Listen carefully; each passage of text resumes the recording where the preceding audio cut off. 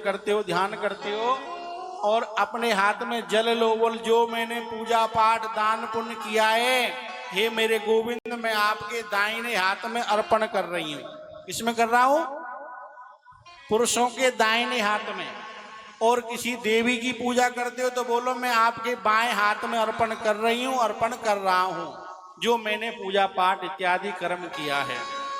जब अपना आप पूजा पाठ उनको अर्पण कर दोगे तो वो विवश हो जाएंगे कि या भक्त ने जो कछु करो बात सब मेरी अर्पण करते रहो, मुझे कुछ इसको देना चाहिए, अब मैं क्या दूं? तो वो सोच सोच के खूब देते रहेंगे, ये उले यूले यूले यूले, देंगे नहीं देंगे?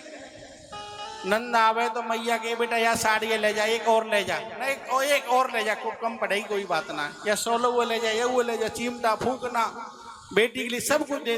अभी थोड़ा है कछु दियो ही ना मैंने, है कि नहीं? प्रेम से बोलो हरे कृष्ण। तो यही साधन भगवान का है। आप जो भी कुछ करें सब ईश्वर के अर्पण कर दो, और अर्पण करने पे भगवान विवश हो जाएगा कि मुझे अपने बेटा और बेटी को क्या देना है। हे माँ, हे पिताजी, हम तो आपके बालक हैं, ना तो हम कछु जाने, हम तो दीनहीन अधम हैं, जानते कुछ है नहीं, और आप तो अधमों पे भी कृपा करने वाले हो। आप हम पे कृपा करें, ये भगवान से वरदान मांगो और जो कुछ दिया उनको अर्पण कर दो, और भगवान आपको देने के लिए विवश हो जाएगा और इतना देगा कि आप पे कभी उसको संभाला भी नहीं जाएगा। प्रेम से बोलो हरे कृष्ण।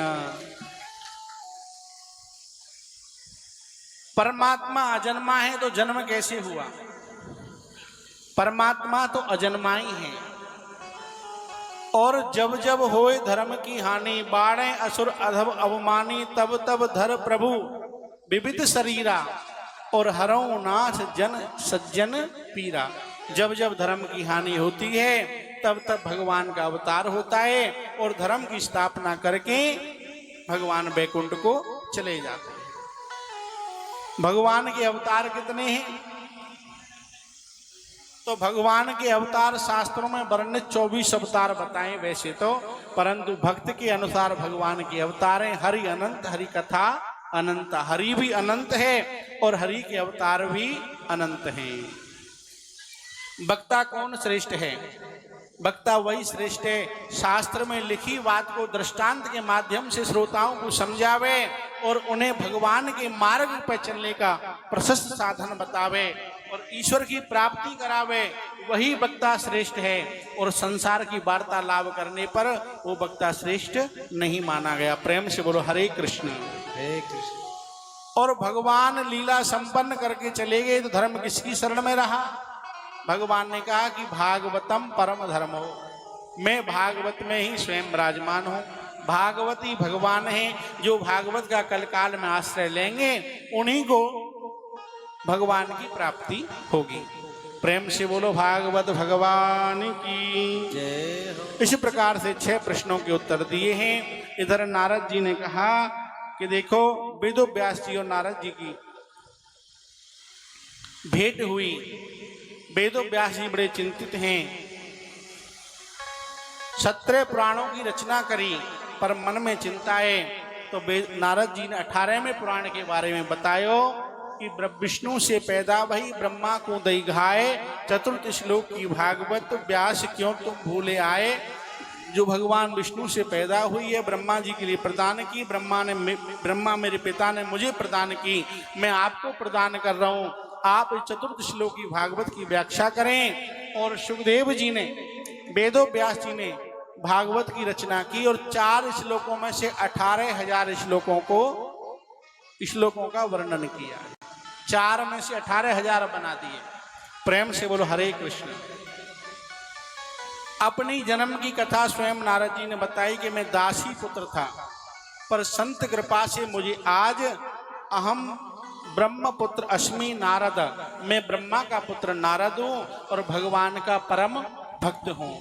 तो देखो संत की कृपा से, भगवान की कृपा से उस ब्रह्म पद को भी प्राप्त किया जा सकता है जो नारद दासी पुत्र होते हुए ब्रह्मा जी के पुत्र बने और भगवान के अनन्य भक्त हुए। प्रेम से बोलो हरे कृष्ण।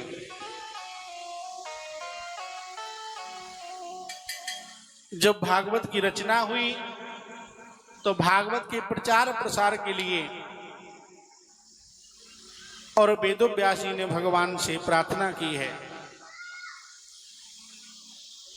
कि ना यद्वा चरितत् पदम हरेर्यसो जगत पवित्रम प्रणीतम कहीर्चितः तद्वा यशं तीर्षमोषन्ति मानसः ना यत्र हंसा निर्मन्यो शिक्षया। भगवान से प्रार्थना की, भगवान ने प्रार्थना को सुनियो और सुन करके नारद जी को आज्ञा दी और नारद जी लीला करने के लिए कैलाश पर्वत पर आए। आकर के माता गौरा को प्रणाम किया। मैया ने कहा बेटा नारद अब तो आपको आनो जानो बंद है गयो, आमे नाए। बोले मैया क्या आमे संसार बड़ो कपटी है गयो, कपट करे। बोले नारद जी संसार कपटी हो, कैलाश में कोई कपटी ना है। अरे मैया यहाँ तो पूछे मत, अब मैं क्या बताऊं। बोले बताओ। हमारे भोलेनाथ हम तो कपट करते हो तो। बोले मैया मैं कह तो कछु सकूं ना हूं, पर एक बात बता दो, भोले बाबा के गले में मुंडन की माला पड़ी है, वो काहे को पड़ी है। अब मैया सती थे, जब भग नारद जी ने बात कही तो मैया बोली यह बात कितना मालूम। तो मैया फिर मेरे मोहते का कि वहां में कौन कपट करे कौन कपट ना करे।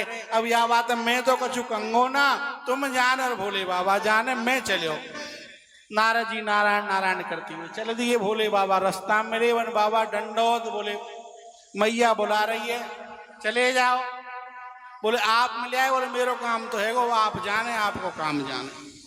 नारद जी चले गए। भोले बाबा पहुंचे मैया के पास में तो ऋषिया के जोर से मैया ने कलश फेंक दिया। अब देखो माता गुस्सा आवे ना तो रसोई में जाके बर्तन तोड़ फोड़ करेंगी, समझ लो मामलो गड़बड़ है। प्रेम से बोलो हरे कृष्ण। भोले बाबा बोले देवी ऐसी नाराज क्यों, क्या बात है आप इस प्रकार से बर्तनों को तोड़ रही हैं। बोले बात मत करो। बोले बात नहीं करेंगे तो समाधान कैसे होगा। बात करने से समाधान होगा ना, आपके मन में जो कुछ है बताओ। बोले आप ऊपर से काले हो ना, इतने अंदर से भी कपटी हो। बोले क्यों।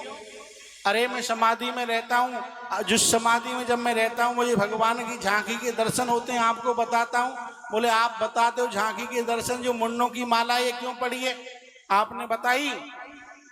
भगवान बोले देवी मन मुझे मालूम था नारद जी गए यहाँ से, कुछ ना कुछ बात तो होगी होगी। बोले देखो जब आपने प्रश्न किया है ना तो बता ही देता हूं मैं आपको। जो ये मुन्नों की माला है ना, ये आपके ही मुन्न हैं और मेरी आप इतनी प्रिय हो कि मैं आपके बिना नहीं रह सकता। आपने जितनी बार शरीर का त्याग किया है उतने मुंड मैंने आपके धारण किए हुए। मैया बोली अब तो तुम कपटी थे, महाकपटी में इतनी बार शरीर त्याग कर गई, तुमने एक बार ना करो। ऐसी कौन सी अमर बूटी पी राखी है वह मोह ना बताई। प्रेम से बोलो हरे कृष्ण। बाबा बोले समय आएगा मैया बतावे को चिंता मत करो, तुम्हें बताऊंगा सती चिंता मत करो। और माता सती को भोले बाबा अमरनाथ ले गए, ले जाके गुफा पे वहां बैठ गए और 3 ताली बजाई, रजोगुण तमोगुण सतोगुण। शास्त्रों में ऐसा वर्णन है कि वहां पर एक सुख रूपी तोता और मैना व कबूतर बताते हैं ना, परंतु सुख का रूप बताया है भागवत के अंदर। गर्भणी थी, एक ताली में गर्भ पका, दूसरे में गर्भ गिर गया और तीसरे में गर्भ फूट करके उसमें से बच्चा प्रकट हो गया। ना चौथी ताली बजी ना बच्चा उड़ा। माता जी को उमर कथा सुनाना प्रारंभ किया। मैया सो गई और सुख ने कथा सुन ली।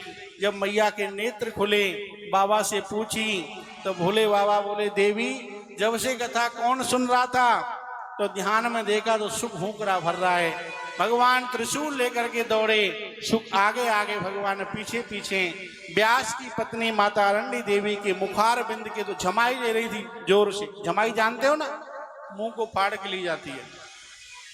वो जमाई ले रही थी तो मुख के द्वारा उधर में प्रवेश कर गई। भोले बाबा द्वार पे बैठ गए। व्यास जी आए, बोले बाबा कैसे बैठे हो, प्रणाम कियो। बोले चोर आयो